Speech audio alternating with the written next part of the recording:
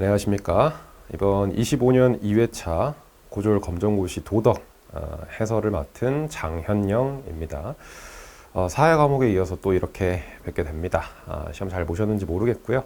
저와 함께 빠르게 이번 시험에 어떤 중요한 점들이 있었고 향후의 시험에서 어떤 부분이 출제될 수 있는지 함께 살펴보도록 하겠습니다. 자, 바로 가겠습니다. 1번 문제입니다. 1번 문제는 워낙 쉬운 문제여서 굳이 따로 설명이 필요할 것 같지는 않아요. 그러니까 실천윤리 분야로 가장 적절한 것이라고 얘기를 했고, 하나만 말씀을 좀 드리자면 실천윤리라고 얘기를 하면 가장 중요한 게 뭐다? 문제 해결. 자, 문제 해결을 목적으로 연구하는 윤리 분야를 실천윤리라고 얘기를 합니다. 그래서 내용을 보면 사생활 침해, 저작권 침해, 사이버 폭력, 해킹과 바이러스 유포와 관련된 문제를 해결하는 실천윤리 분야를 찾으래요. 그러면 정보윤리, 생명윤리, 평화윤리, 환경윤리 중에서는 정보윤리가 가장 적절하겠죠. 그래서 1번이 정답이 됩니다. 만약에 생명윤리가 적절하려면 인공임신 중절이라든지 아니면 안락사 혹은 유전자 치료, 뇌사 관련된 문제가 나와야 돼요. 평화윤리는 통일이라든지 아니면 국제관계 관련된 내용이 나와야 됩니다. 환경윤리라면 이제 자연과 인간의 관계, 자연을 바라보는 관점 이런 것들이 나와야겠죠. 자, 넘어가겠습니다. 2번 문제. 자, 다음 퀴즈에 대한 정답으로 옳은 것을 찾아보시오. 자, 요건 중요한 내용이죠. 그러니까 동양윤리 관련된 내용이고요. 동양윤리 관련해서 특히 불교라고 이제 제시를 해줬습니다. 그러면 1번, 2번, 3번, 4번을 보셨을 때 불교 관련된 내용은 2번 보살밖에 없어요. 그래서 정답은 당연히 2번 보살이 될 텐데 내용을 보시면 이상적 인간이라는 말이 들어갑니다. 이상적 인간은 매우 중요하죠. 1번, 2번, 3번, 4번에서 전부 다 이상적 인간을 얘기하고 있는데 도덕 과목에서 이상적 인간을 자주 물어봅니다. 여기에서는 불교의 이상적 인간을 찾으시면 돼요. 자, 위로는 진리를 구하고 아래로는 중생을 구제한다. 중간자에 해당하고 자비를 실천하는 불교에서 얘기하는 사랑을 강조하는 이상적 인간은 보살이 되겠습니다. 자, 군자의 경우에는 유학에서 얘기하는 이상적 인간이 되겠고요. 진인은 도가에서 얘기하는 이상적인 인간. 대장부 또한 유학에서 얘기하는 이상적 인간입니다. 대장부라고도 얘기하고 대인 혹은 성인이라고도 표현을 해줍니다. 쉬운 문제이긴 했는데 이상적 인간은 자주 물어보고 특히 동양 사상에서 많이 언급이 되기 때문에 어떤 사상에서 어떤 인간상을 얘기를 하는지를 잘 구별을 해주셔야 되겠습니다. 넘어가겠습니다. 자, 3번 문제인데 자, 3번 문제의 경우에는 이제 윤리학의 분류 관련해서 출제가 됐어요. 윤리학의 분류 관련한 문제는 항상 지금 출제되고 있기 때문에 잘 기억을 해주셔야 되겠고 자, 기억의 윤리학과 관련된 걸 찾으래요. 자, 언어의 의미, 논리적 타당성, 의미 분석을 하고 있고 자, 좋음과 옳음이라는 용어의 의미가 무엇인가 마찬가지로 이제 언어의 의미를 분석하겠다라는 얘기죠. 그리고 논리적으로 정당화할 수 있을 것이냐 논리적으로 문제가 있느냐 없느냐를 따지는 거예요. 의미론적 분석이나 논리론적 분석 혹은 인식론적 분석에 대해서 얘기를 하고 있고 가장 중요한 건 당연히 분석이라는 말이 됩니다. 그래서 분석을 중심으로 하는 윤리학을 우리가 메타윤리학이라고 합니다. 그래서 정답은 3번 메타윤리학이 될 텐데 자, 조금 주의하셔야 될 게 있어요. 메타윤리학은 분석윤리학이지만 자, 뭐를 분석하지는 않느냐? 현실 문제를 분석하지는 않아요. 분석이라는 말이 나온다고 해서 무조건 메타윤리학으로 가시면 안 됩니다. 만약에 현실 문제를 분석해서 문제 해결을 하고 싶다라고 하면 규범윤리학이나 실천윤리학으로 가셔야 됩니다. 여기에서는 언어의 논리적 분석, 의미 분석이라고 했기 때문에 메타윤리학으로 가주시면 돼요.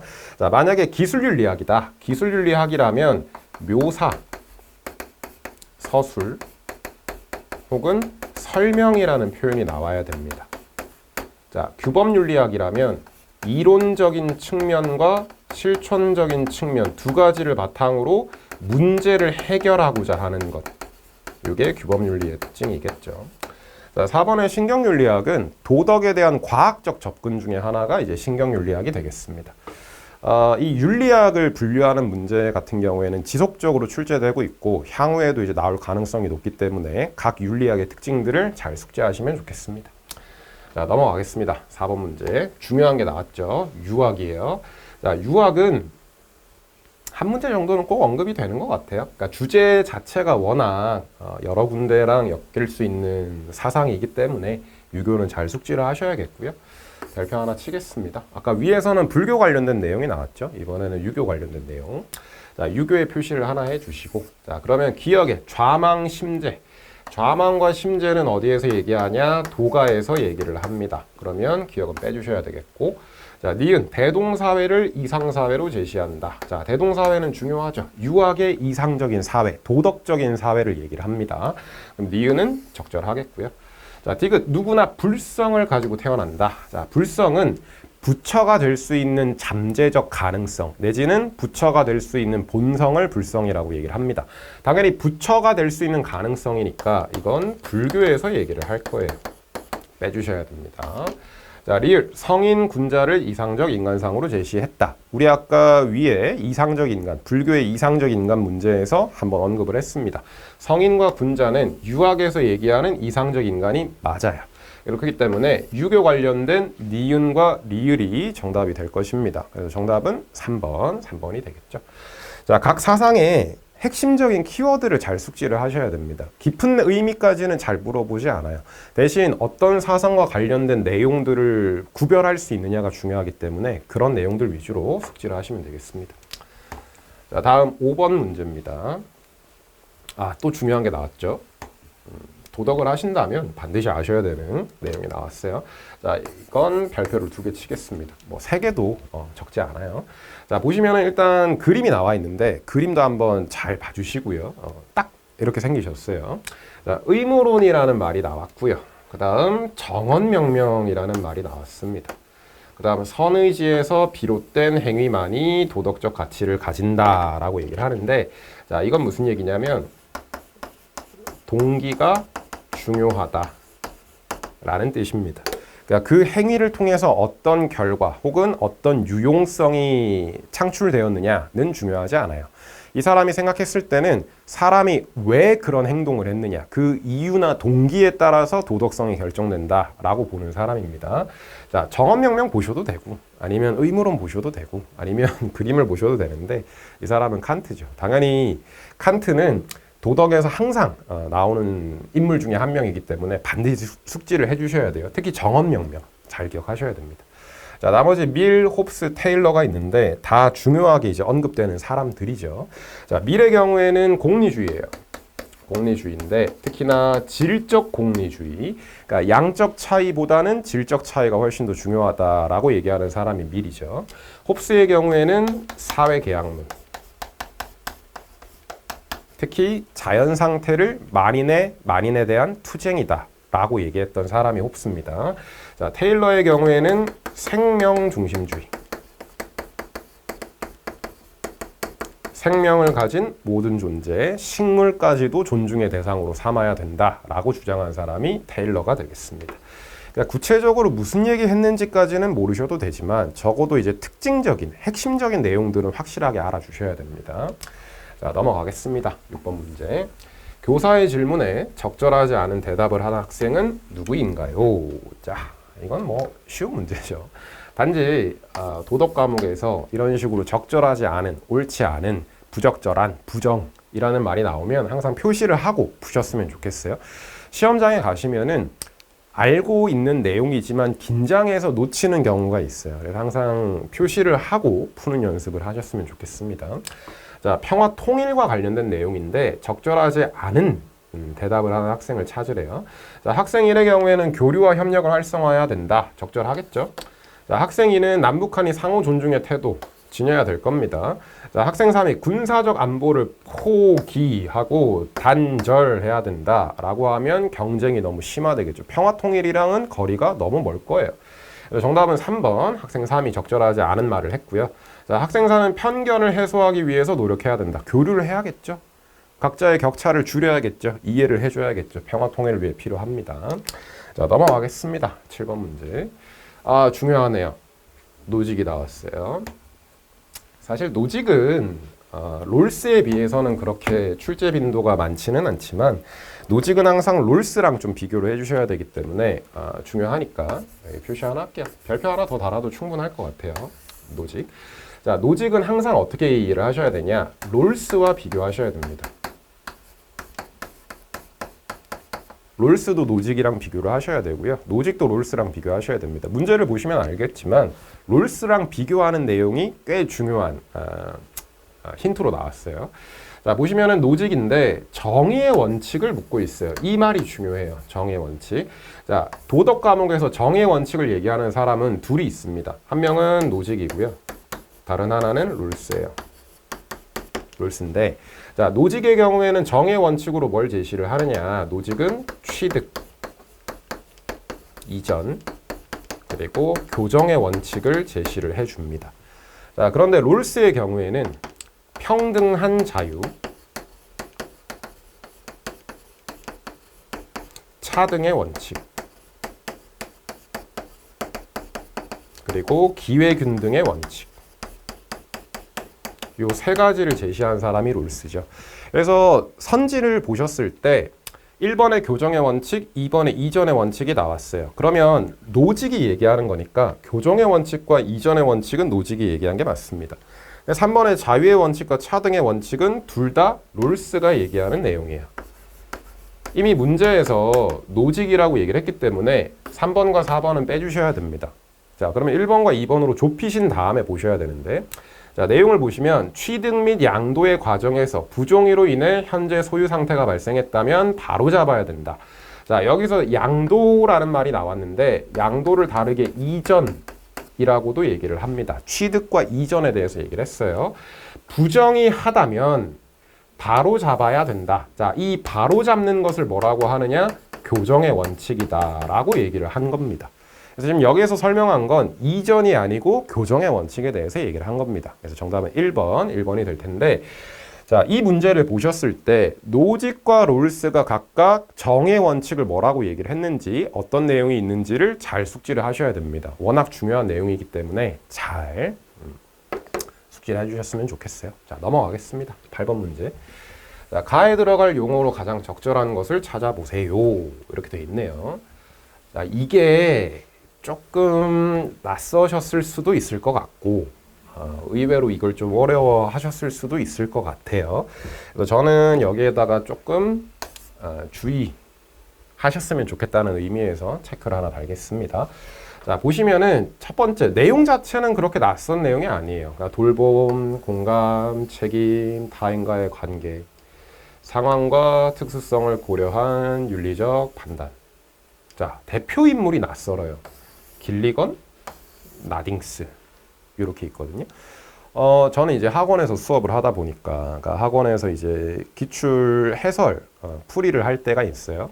그럴 때 옛날에 이 문제가 나왔었어요. 옛날에 이 문제가 나와서 제가 좀 불안이 많다 보니 시험 관련해서 불안이 많다 보니까 학생들한테 이거 나오지는 않을 것 같은데 혹시 모르니까 알아는 둬. 길리건, 나딩스 이 사람들은 배려윤리라는 거랑 관련된 사람들이야.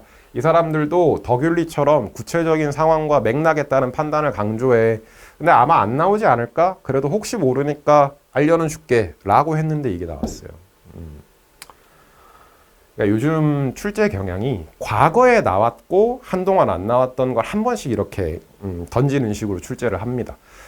뭐 물론 공부를 충실히 하셨으면 충분히 잘 판단하실 수 있는 내용이었는데 좀 낯서실 수 있을 것 같아서 한번 언급을 해드립니다. 자, 이런 문제가 나오면 어떤 식으로 접근을 하느냐. 자, 의무론, 공리주의, 덕윤리 이렇게 세 개는 우리가 이미 충분히 숙지를 해놨어요. 자, 만약에 의무론이라면 대표적으로 칸트가 언급이 될 겁니다. 덕윤리라면 이제 아리스토텔레스,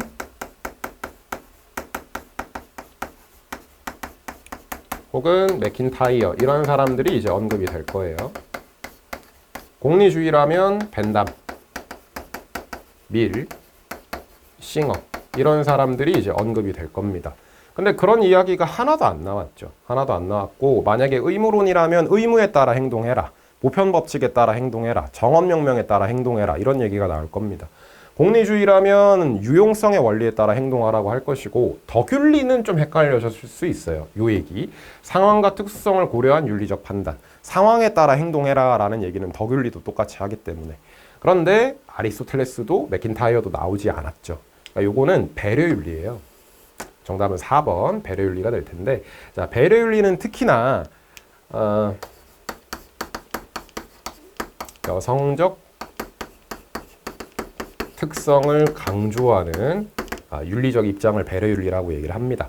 여기서 말하는 여성적 특성이라는 건 이제 공감, 배려, 이해 같은 부분들을 얘기를 합니다. 그러니까 정의나 권리적인 부분보다는 이제 공감, 타인과의 관계, 그다음 맥락에 따른 사고, 이런 것들을 강조하는 게 배려윤리고요. 대표적인 인물로는 길리건과 나딩스가 있다. 알아두시면 좋겠습니다. 이런 식으로 한 번씩 나오게 되면 앞으로도 다시 나올 수 있는 내용이기 때문에 잘 숙지를 하셔야 되겠습니다. 자, 넘어가겠습니다. 9번. 자, 시민 불복종의 정당화 조건을 보기에서 고른 것을 찾으시오. 사회든 도덕이든 시민 불복종은 항상 꼬박꼬박 출제되고 있으니 잘 기억하셔야 되겠고요. 사회 과목에서는 사례를 물었어요. 근데 이번에 도덕에서는 정당화 조건을 물었습니다. 그러니까 보통 이제 정당화 조건이 이제 많이 출제가 되기 때문에 정당화 조건 잘 숙지를 하셔야 되겠고요. 자, 바로 보시면, 자, 기억 공개적으로 해야 된다. 공개성에 대해서 얘기를 합니다. 적절하죠. 불복종의 조건으로 공개성이 들어가니까. 자, 니은 최후의 수단이어야 된다. 말 그대로 최후의 수단으로 이루어져야 되겠죠. 바로 불복종을 하면 안 되니까. 자, 그 다음 디귿 법체계 전체에 항거해야 된다. 전체에 항거하는 것이 아닙니다. 일부에 부정의한 법에 저항하는 것. 이게 불복종이죠. 전체 체제를 무너뜨리려는 게 아니에요. 오히려 불복종은 체제를 유지하는 것을 목적으로 합니다. 기억을 잘 해주셔야 되겠고. 자, 리을 사적 이익 추구를 목적으로 해야 된다. 사적 이익 추구가 아니고 공익 추구가 목적이 되어야 합니다. 그래서 디귿카 리을을 빼주셔야 되니까 기억 니은 1번이 정답이 되겠습니다. 불복종의 정당화 조건은 늘 물어보고 있어요. 사회에서도 물어보고 도덕에서도 물어보니까 반드시 숙지를 해주시고요. 넘어가겠습니다. 자, 10번 문제입니다. 다음에서 설명하는 자연관으로 가장 적절한 것. 자, 자연관 문제가 나왔죠. 자연관 문제는 도덕에서 중요하게 다루고 난이도가 조금 있어요. 그래서 자연관 문제는 별표를 2개를 쳐주시고, 자연관은 이렇게 4가지, 인간 중심, 동물 중심, 생명 중심, 생태 중심, 이렇게 4가지가 있습니다. 자, 그럼 구별을 하셔야겠죠. 모든 생명체가 지위를 가진다. 다르게 얘기하면 존중의 대상이다. 자, 생명이 있다면 존중의 대상이다. 그 외에 다른 조건은 필요하지가 않다. 대표적인 사상가로는 슈바이처 그리고 테일러가 있다. 자, 아까 테일러 말씀드렸죠. 생명 중심주의에 해당하는 사람이라고. 자, 한계점은 생태계 전체를 도덕적으로 고려하지 못한다. 자, 이거는 출제하는 사람이 친절한 거예요. 자, 무슨 얘기냐면 생태계 전체를 도덕적으로 고려한다면 생태 중심주의인데, 생태 중심주의가 아니라는 거죠. 생태 중심주의가 아니고 생명까지만 존중하겠다라는 얘기예요. 그래서 정답은 3번 생명 중심주의가 될 겁니다. 인간 중심주의의 대표적인 인물로는 베이컨, 데카르트, 칸트 이런 사람들이 있고요. 그 다음에 동물 중심주의는 싱어와 레건 요 둘 정도가 있겠죠. 그 다음에 생태 중심주의는 레오폴드 이 정도가 있겠습니다. 특히 생태 중심주의는 전체 생태계가 존중의 대상이다. 무생물을 포함한 전체 생태계가 존중의 대상이다 라고 얘기하는 입장이라는 거, 그걸 기억하시면 좋겠습니다. 자, 다음 문제로 넘어가겠습니다. 자, 11번이에요. 가나에 들어갈 내용으로 적절하지 않은 것. 자, 마찬가지 적절하지 않은 이라고 나와 있고요. 그러니까 찬성 반대만 확실하게 이제 구별을 해주시면 되는데, 자, 이번에는 뇌사 관련해서 찬성 반대가 나왔습니다.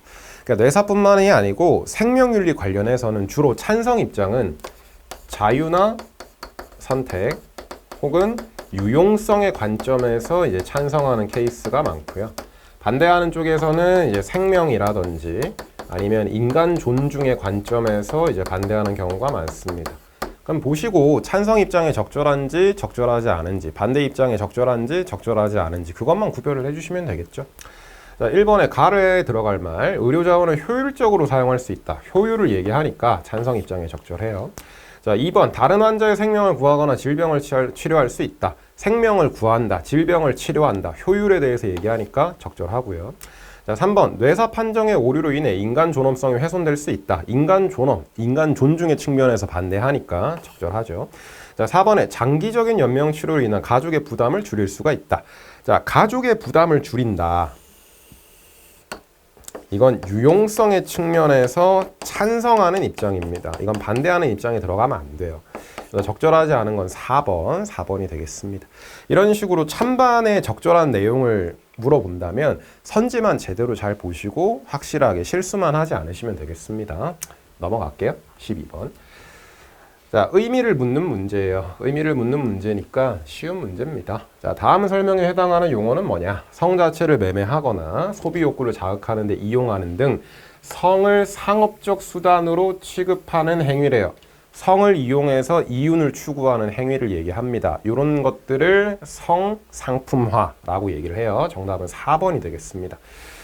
뭐 굳이 설명할 필요 없겠죠. 넘어가겠습니다. 자, 13번 기억에 들어갈 용어로 가장 적절한 것을 찾아보시오. 얘는 중요하죠. 앞에서 이제 자연관 문제가 있었는데 자연관 문제가 사실 2개 나온 거라고 생각을 해주시면 좋을 것 같아요. 자, 13번은 중요하니까 표시 하나 하고, 자, 레건이랍니다. 자, 레건은 동물 중심주의에 해당하는 사람이에요. 아까 동물 중심주의에는 싱어랑 레건 2사람이 있다고 말씀을 드렸죠. 자, 그래서 일부 동물은 삶을 영위할 수 있는 능력, 즉 믿음 욕구, 자각 등을 가진 기억이므로 이렇게 얘기를 해요. 자, 레건이 얘기하는 동물을 레건은 뭐라고 표현을 하느냐? 삶의 주체라고 표현을 해줍니다. 도덕적 주체는 아니에요. 동물에게 도덕적 능력은 없으니까. 도덕적 주체는 항상 인간입니다. 그런데 동물은 도덕적 판단은 불가능할지라도 자기의 삶을 스스로 살아갈 수 있는 능력은 충분하다는 거예요. 그러니까 동물의 삶도 존중의 대상이어야 한다라는 게 레건의 입장이고, 그래서 레건이 동물중심주의입니다. 정답은 1번 삶의 주체가 되겠고요. 자, 나머지를 조금 얘기를 하자면 기계적 존재다. 동물을 기계적 존재로 보는 사람은 데카르트예요. 인간 중심주의에 해당하는 사람이죠. 자, 그 다음 수단적 존재다. 마찬가지 인간 중심주의에서 얘기를 합니다. 자, 이성적 주체다는 인간만 해당합니다. 이성적 주체는 인간만 해당해요. 그거는 동물 중심주의든 생명 중심주의든 생태 중심주의든 다 동일합니다. 기억을 하시고요. 자, 넘어가겠습니다. 14번. 그대로 별표 두면 되겠네요. 공리주의 사상가 벤담이니까 당연히 중요합니다. 자, 공리주의 문제는 의무론이 매번 나오는 거랑 똑같이 공리주의 문제는 한 문제는 항상 고정으로 출제가 돼요. 그래서 공리주의를 잘 기억하셔야 되겠고, 자, 벤담입니다. 근데 벤담에서는 조금 주의하셔야 될 거, 이 사람은 양적 공리주의에 해당하는 사람이라 뭐를 얘기하지 않느냐? 질적 차이에 대해서는 고려하지 않는다. 이걸 얘기를 하죠. 자, 그러면 옳게 짝지어진 거, A, B에 들어갈 대답으로 옳게 짝지어진 걸 찾으라고 해요. 자, 첫 번째 질문. 모든 쾌락은 양적으로 계산할 수 있는가? 양적으로 계산할 수 있다고 봅니다. 벤담은 뭘 제시하냐? 쾌락 계산법을 제시해주는 사람이에요. 옛날에 한번 나온 적이 있었어요. 쾌락을 양적으로 계산할 수 있다라고 보는 사람입니다. 자, 두 번째, 최대다수 최대행복의 원리. 이걸 얘기하는 사람이 벤담이잖아요. 이걸 다르게 유용성의 원리라고 얘기를 하죠. 모든 공리주의자들은 유용성의 원리 혹은 최대다수 최대행복의 원리를 따라야 된다고 얘기를 합니다.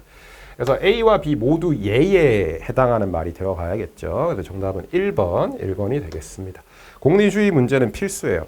칸트가 필수인 것처럼 공리주의가 필수니까 잘 기억하시길. 자, 15번입니다.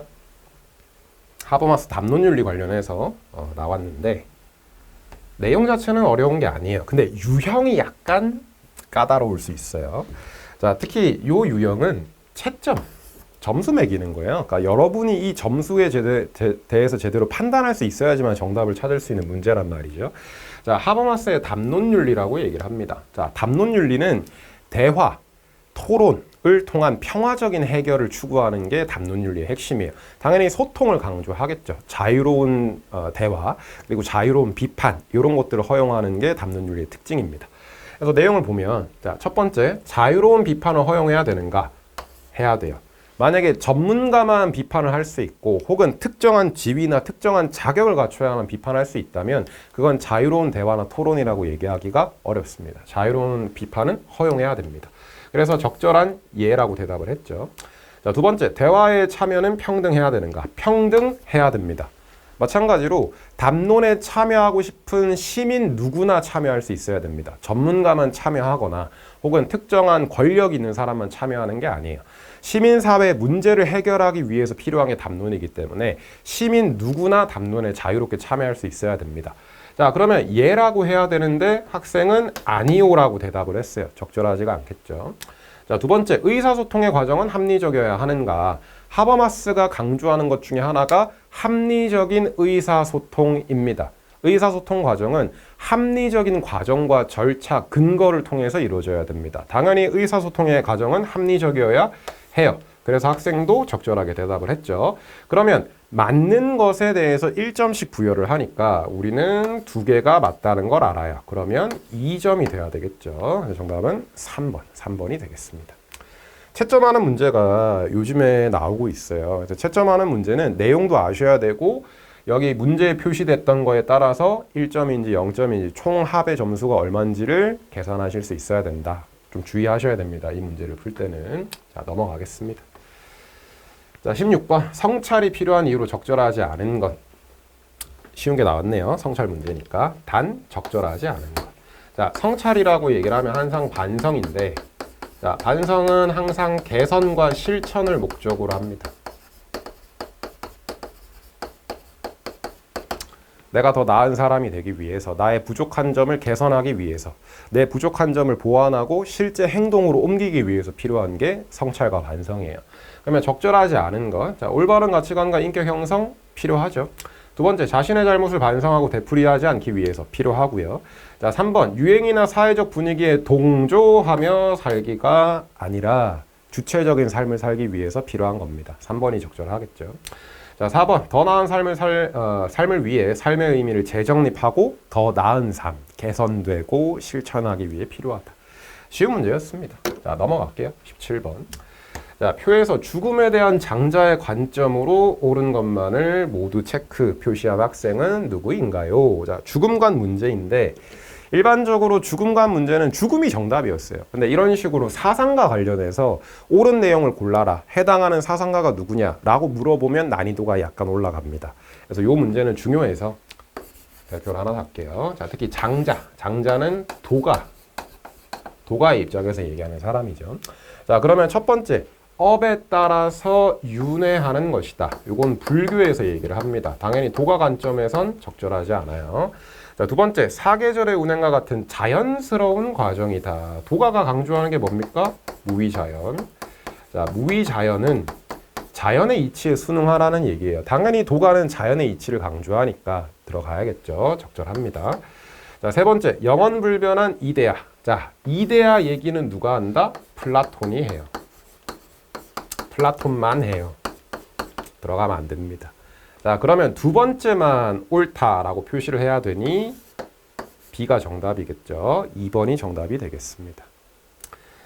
자, 넘어갈게요. 18번. 자, 국제관계를 바라보는 가나의 관점이 옳게 짝지어진 것은 무엇입니까? 자, 국제관계 얘기가 나왔습니다. 자, 국제관계라고 얘기를 하면 무엇보다도 정답은 둘 중 하나예요. 이런 식으로 짝지어지는 문제가 나오는데 국제관계는 항상 두 가지입니다. 현실주의냐 이상주의냐 그걸 구별하시면 문제는 다 푼 거나 다름이 없어요. 자, 가를 보시면 국가는 자국의 이익을 추구하고 무엇보다 중요한 힘의 논리에 따라 움직입니다. 힘의 논리를 얘기하니까 얘는 현실주의가 될 거예요. 자, 나를 보시면 국제법이나 국제규범으로 평화를 실현할 수 있습니다. 평화적인 수단으로도 평화가 실현 가능합니다. 이상적인 관점이죠. 자, 그래서 가는 현실주의, 나는 이상주의가 됩니다. 그래서 적절한 거는 4번. 4번이 정답이 되겠죠. 자, 넘어가겠습니다. 19번. 다음 설명에 해당하는 용어는 무엇인가? 자, 쉬워요. 자, 사회에서도 다문화 정책 관련해서 내용을 숙지하셨을 수도 있고 도덕에서도 이제 다문화 정책 관련해서 내용이 나오니까요. 잘 알아두시면 되겠죠. 자, 다양한 채소와 과일이 다양한 것이 특성을 유지하며 다양한 문화가 대등하게 조화를 이루어야 된다. 이거를 다문화주의라고 합니다. 자, 이 다문화주의와 관련된 내용으로 뭐가 있느냐? 샐러드볼 모형이 있어요. 그래서 정답은 2번이 됩니다. 자, 나머지가 정답이 되려면 자, 동아주의는 용광로 이론이에요. 용광로 이론이 돼야 되겠고 국수대전 모형은 문화다원주의가 돼야 됩니다. 자, 자문화 중심주의는 문화의 태도죠. 요거는 다문화 정책이랑은 관련이 없기 때문에 이 정도만 얘기를 하겠습니다. 자, 다음 문제 20번입니다. 기억에 들어갈 내용으로 가장 적절한 것을 찾으래요. 자, 지금 여기에서 공자가 나왔고 순자가 나와요. 그리고 첫 번째에 각자 자신의 이름에 걸맞게 직분을 수행해야 된다. 자, 이걸 정명이라고 얘기를 합니다. 자, 정명이라는 건 지위와 역할이 일치해야 된다. 네가 특정한 지위를 가지고 있다면 그 역할에 충실해야 된다. 각각 분업해서 그 역할에 충실할 것. 그렇다면 사회 전체가 조화를 이룰 것이다. 라는 게 공자의 정명 사상이죠.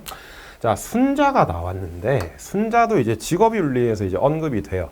순자도 똑같이 얘기를 합니다. 직업을 분업해서 역할에 충실해야 된다고 얘기를 합니다. 대신 순자는 뭘 강조하느냐? 예에 따라서 어떤 특정한 기준과 규칙에 따라서 각자의 역할에 충실해야 된다라고 얘기를 해요. 그래서 여기에서도 자기 직분을 충실히 한다면 천하가 태평해진다라고 얘기를 합니다. 그래서 직업을 통한 뭘 강조하느냐? 분업, 특히나 정명, 유학에선 정명이라고 얘기를 하는데 이걸 뭐라고 하느냐? 사회적 역할 분담을 강조한다. 이게 정명이고 이게 분업이에요. 유학적 관점에서 얘기하면 이게 정명이고 이게 분업입니다. 둘 다 유학자죠. 공자가 특히 정명을 얘기하니까 4번이 정답이 되겠습니다. 자, 1번의 무의자연은 노자, 특히 도가 사상가 중에서도 노자가 얘기를 하고요. 역성혁명은 유학자 중에서도 맹자가 얘기를 합니다. 맹자가 만약에 나왔다면 항산항심, 경제적 안정, 경제적 안정의 보장 이런 얘기가 했겠죠. 자, 넘어가겠습니다. 21번. 다음 중 사회 갈등 해결을 위한 자세로 적절하지 않은 것. 마찬가지 적절하지 않은 걸 물어보고 있고요. 주제 자체는 그렇게 어렵지가 않습니다. 갈등 해결이래요. 자, 그러면 갈등 해결은 부딪히는 거니까 부딪히는 걸 최대한 평화적이고 발전적인 방식으로 이제 해결을 해줘야겠죠. 자, 그런데 1번에 갈등은 나쁜 것이므로 무조건 회피한다. 그러면 안 됩니다. 갈등은 발생할 수밖에 없죠. 사회는 모든 사람들, 타인들과 함께 살아가는 공동체이기 때문에 내 입장과 다른 사람의 입장이 다를 수도 있고 그에 따라 충돌이나 다툼이 발생하는 건 너무나도 자연스러운 거예요. 근데 갈등을 무조건 회피하기만 한다면 더 이상의 문제 인식이나 그걸 통한 발전도 불가능하겠죠. 그러니까 무조건적 회피는 적절하지가 않습니다. 그래서 1번이 정답이 돼요. 나머지 가치를 존중한다, 대화에 임한다, 상호소통해야 된다, 절차를 중시한다, 다른 것을 틀린 것으로 인식하는 태도에서 벗어난다. 특히 이거 다른 것과 틀린 것 이 두 개는 다른 거죠. 다른 겁니다. 다른 건 말 그대로 차이예요. 차이. 근데 틀린 건 나는 맞는데 너는 틀리다. 그러니까 나는 옳지만 너는 글렀어 라고 얘기하는 겁니다. 그래서 다른 것과 틀린 것은 구별해야 됩니다. 완전히 다르죠. 넘어가겠습니다. 자, 22번. 다음에 해당하는 사상가는 누구인가요? 자, 좀 새로워요. 주제 자체는 새롭지 않은데 출제된 사상가가 새로워요. 자, 내용 보시면 계약의 기초에서 사회계약의 기초에서 살인자를 사회 구성원이 아니라고 간주하고 사회 방위론의 입장에서 사형제를 찬성한다. 사실 이것만 보셔도 문제의 정답은 나옵니다. 사회계약을 보셔도 되고요. 사형제에 찬성하는 사람을 보셔도 돼요. 사형제에 찬성하는 사람으로는 칸트 그리고 루소. 자, 요 둘이 있어요. 그죠? 근데 지금 1, 2, 3, 4에서 칸트는 보이지가 않고 루소가 보이네요. 자, 만약에 사형에 반대한다 라는 얘기가 나오면 이건 베카리아일 거예요. 근데 여기는 명확하게 사형에 찬성한다고 얘기를 했고 계약의 근거에서 얘기한다고 했습니다. 사회계약론자들은 3명. 록스, 로크, 루소 이렇게 세 명이에요.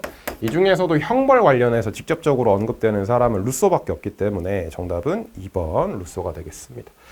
자, 갈퉁의 경우에는 평화 얘기하는 사람이죠. 소극적 평화, 적극적 평화에 대해서 얘기하는 사람이고, 베카리아는 공리주의적 관점, 그리고 계약론의 관점에서 종신노역형을 도입하자라고 얘기하는 사람이에요. 사형에 반대하고 종신노역형을 도입하자고 하고, 요나스는 책임윤리입니다. 책임을 강조하는 사람이겠죠, 당연히. 자, 여기 나온 사람들 모두 중요한 사람들이고 얼마든지 나올 수 있는 사람들이기 때문에 잘 숙지를 해주셔야 되겠습니다. 자, 넘어갈게요. 23번. 주제는 꼬박꼬박 나오는 건데 난이도는 쉽게 출제가 됐습니다. 자, 보시면은 예술과 도덕의 관계에 대해서 어떻게 생각하십니까? 라고 얘기를 해요. 자, 그러면 두 개죠. 예술 지상주의에 대해서 얘기를 할 거냐, 아니면 도덕주의에 대해서 얘기를 할 것이냐, 이 얘기거든요. 자, 만약에 예술을 강조한다면 예술 지상주의가 될 것이고, 도덕을 강조하면 도덕주의가 되겠죠. 자, 그래서 오른쪽에 있는 친구가 예술의 목적은 도덕이 아닌 미적 가치 구현에 있습니다 라고 했으니 이 친구는 예술을 강조하는 사람일 거예요. 자, 그런데 아니다, 예술은 도덕과 깊은 관련이 있다, 그러면 이 친구는 도덕주의의 관점에서 얘기를 하겠죠. 그러면 도덕주의와 관련된 걸 찾아야 됩니다. 자, 1번에 예술은 윤리적 평가에서 자유로워야 된다. 당연히 도덕주의 관점에 적절하지 않아요. 자, 두 번째, 자, 예술은 올바른 품성 함양에 도움이 되어야 된다. 자, 도덕주의에서 제일 강조하는 게 교훈, 품성 함양, 긍정적 영향을 줘야 된다라는 얘기입니다. 2번이 적절하겠죠? 자, 3번, 어떠한 규제와 간섭도 반대해야 됩니다. 이것도 예술 지상주의에서 얘기를 할 거고요. 4번에 사회적 모순을 반드시 지적할 필요는 없다. 사회에 기여할 필요가 굳이 없다. 예술은 아름다움만 추구하면 된다라는 입장이니까 얘도 예술 지상주의입니다. 도덕주의는 참여 예술을 강조해요. 사회에 참여하고 기여해야 된다라고 얘기를 합니다. 정답은 2번이 될게요. 자, 넘어가겠습니다. 24번, 다음에 해당하는 개념은 무엇인가?